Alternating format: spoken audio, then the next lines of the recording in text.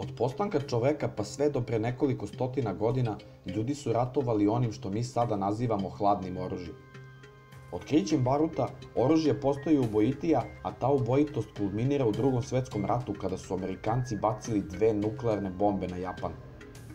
Te 2 nuklearne bombe su označavale kraj Drugog svetskog rata, ali su takođe započele jednu novu eru u globalnim odnosima, a to je hladni rat. Iako hladni rat nije bio razoran kao Drugi svetski rat, svakako je bio opasniji jer su postojale situacije kada je bukvalno moglo doći do uništenja cele naše planete. Nakon Drugog svetskog rata, svet se podelio na blokove, tačnije na zapadni blok okupljen oko SAD-a i istočni blok okupljen oko Sovjetskog saveza. Takođe je postojao i pokret nesvrstanih gde je bila i Jugoslavija, ali to sad nije važno za ovu priču. Ove dve sile su krenule da se takmiče ko će da proizvede više bojevih glava. Ubrzo su te rakete krenule da se raspoređuju po Evropi i Kubi i situacija je postojala kritičnija sve do 80. godina prošlog veka. Tada je predsjednik SAD-a Ronald Reagan pokrenuo projekat da se napravi strateški odbrambena inicijativa ili SDI, koji je takođe i poznat kao Star Wars. Ideja je bila da se ovaj odbrambeni sistem postavi u svemiru i on bi u teoriji trebao da reaguje na napad Sovjeta. Pošto oni ne bi mogli da gađaju ciljeve u svemiru, on bi bio nedodirljiv i mogao bi da uzvrati napad.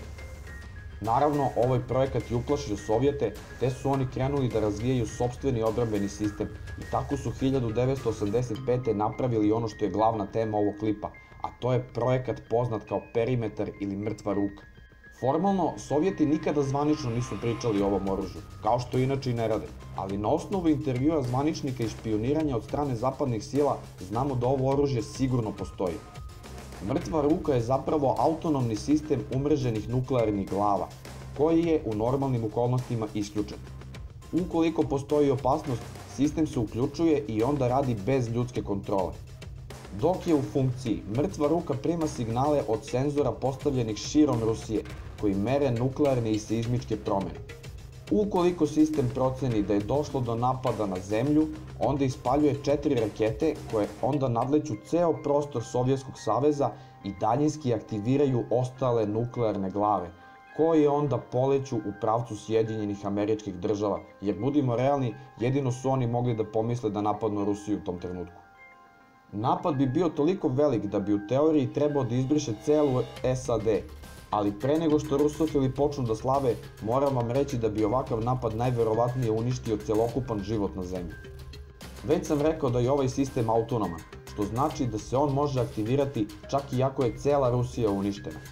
Odatle mu i naziv Mrtva ruka. Mrtva ruka je zamišljena kao krajnja linija odbrane ili kao drugi napad, u zavisnosti od situacije u kojem se Sovjeti nalaze. Kao što pretpostavljate, Rusija je nasledila ovaj odbrambeni sistem i pretpostavlja se da on postoji i dan danas. Ne znam za vas ljudi, ali meni je izuzetno drago što se ova mrtva ruka do sad nije aktivirala, a nadam se i da neće. To bi bilo to ljudi što se tiče ovog klipa, lupite like ukoliko ste uživali u njemu, a ukoliko ste prvi put na kanalu i ostali ste do samog kraja, obavezno se subscribeujte pošto će ovakvog materijala definitivno biti još. To bi bilo to od mene ljudi, a mi se vidimo u nekom drugom klipu. Ćao!